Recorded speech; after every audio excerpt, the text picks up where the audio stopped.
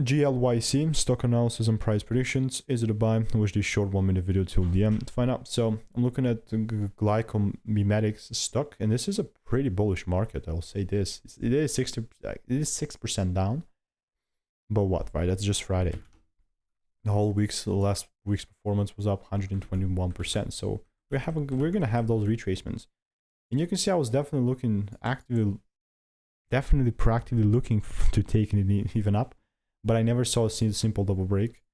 Never got in my rules set at least. But you see the highs are going to come from here. So this is the first break that I will need to see a break from.